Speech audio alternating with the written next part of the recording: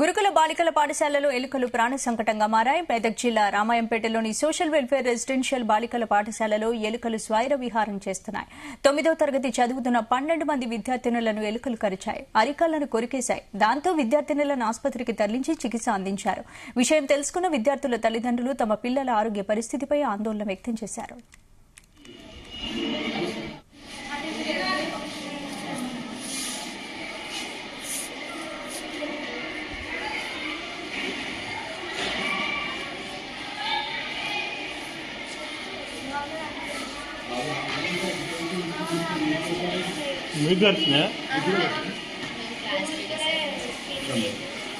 ఎక్కడ కలిసినా మాకు చూపించండి.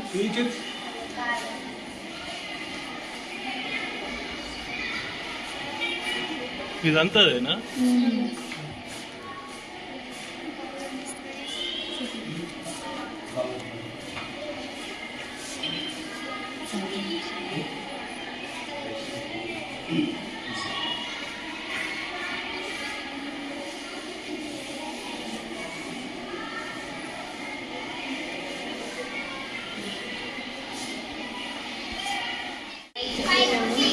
మెడికల్ వ్యాక్సిన్ అయితే మేడమ్స్ వాళ్ళకి ఇన్ఫార్మ్ చేసినాం, కానీ మెడికల్ ట్రాన్స్ఫర్ అని చెప్పేసి నేను తీసుకెళ్ళలేదు. నేను ఈవినింగ్ దాకా తీసుకెళ్ళలేదు. మా క్లాస్లో 12 మెంబర్స్ దాకా వచ్చినాయి. ఎందుకట్లా ఏమో తెలియదు, కానీ ఏదో తింటే వీటికి ప్యాడ్లు ఏమన్నా వెనకాల ప్యాడ్లు ఏమన్నా తెలియదు. ఇదే అంశానికి సంబంధించి పూర్తి అప్డేట్స్ మా ప్రతినిధి నాగేష్ అందిస్తారు. నాగేష్,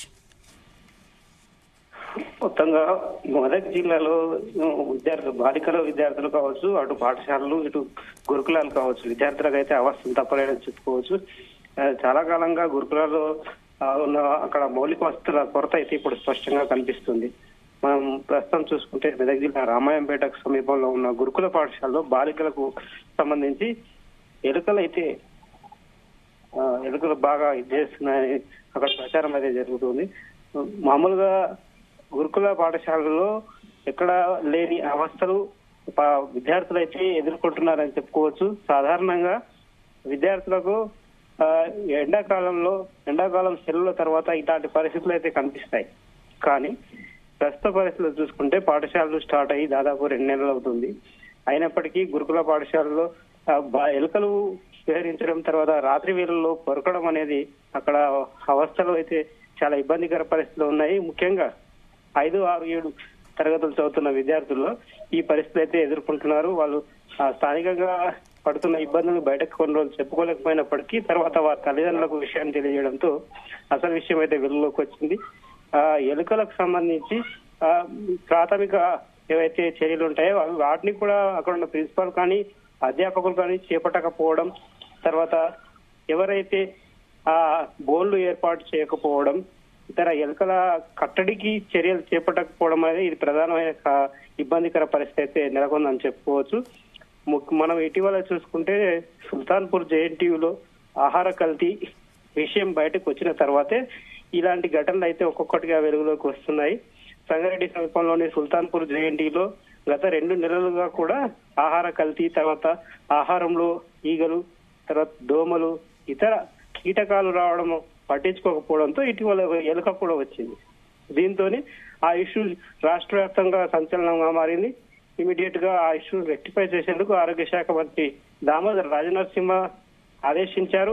అక్కడ జాయింట్ అడిషనల్ కలెక్టర్ అక్కడ వెళ్లి ఎంక్వైరీ చేశారు. అసలు విషయం అదే అని తేలింది.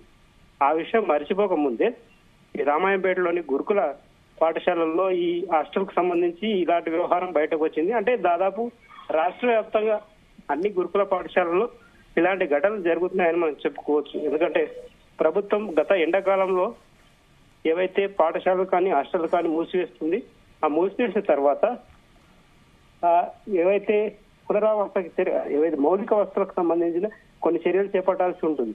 దాదాపు 2 నెలల సెలవుల కాలంలో అక్కడ కొంత పాడుబడ్డ భవనాలు కావచ్చు, ఇతర భవనాల్లో కొన్ని చర్యలు చేపట్టాల్సి ఉంటుంది. విద్యుత్ సంబంధించి కావచ్చు, కూలిపోయిన భవనాలకు సంబంధించి కావచ్చు, మౌలిక వసతులకు సంబంధించిన పనులు చేపట్టాల్సి ఉంటుంది.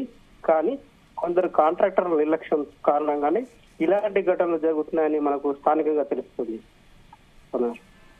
Thank you Nagesh.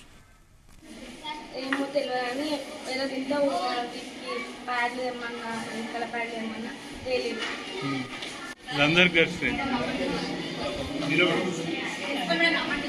ఓకే నిలబడి నమ్మకం